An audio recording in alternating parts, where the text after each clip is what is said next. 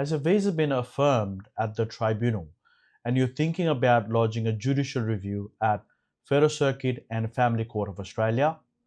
Well, this video is for you. Hi, this is Nish from Professional Visa and Education Services, immigration lawyer.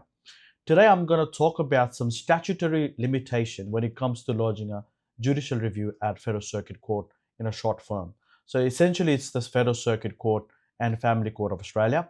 So what happens with this particular court is there is a limitations. So you only have 35 days. And what we have experienced lately is the people and the agents and the market is treating that lodging a court application for the judicial review similar to lodging a application at ART. Well, it's completely different because at the ART, once you simply lodge your application, you will get the acknowledgement letter.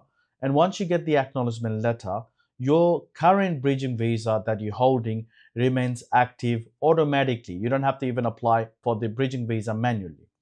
So what happens with the judicial application is that 35 days plays a crucial role. So as an immigration lawyer, I can tell you, you don't want to leave this to the last minute, because what we have seen is people wait until they have 5 or 6 days remaining. They approach the lawyers in order to lodge their judicial review at the court. The problem with this is we have to lodge originating application and also affidavit. Well, it's not a hugely complex application process. However, you need to have a prospect. You need to have a grounds that you're relying on in order to seek a judicial review.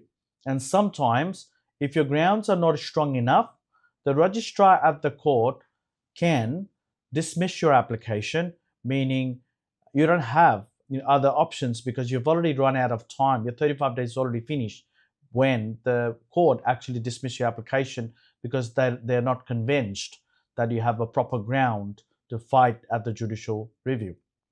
So my recommendation to the people who are impacted or who wants to take this particular avenue to take the application to the court and apply for judicial review, it's very important for you guys to think about statutory limitations.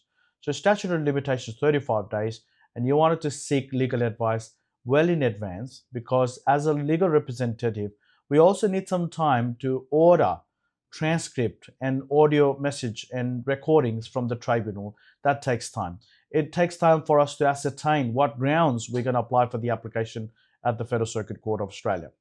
Do not take this same as applying at the tribunal. And if you are legally represented, you have a better options or better chance that your application will be accepted by the court.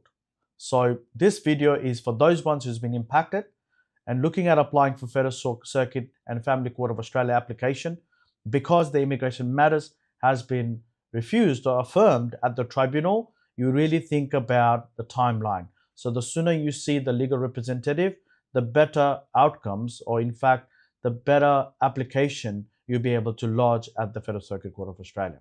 Well, thanks for watching. I'll be back again with more updated news in future. This is significantly important when it comes to a timeline, so just be mindful. Thanks for watching. I'll be back again with more news and update, and see you later. Bye-bye.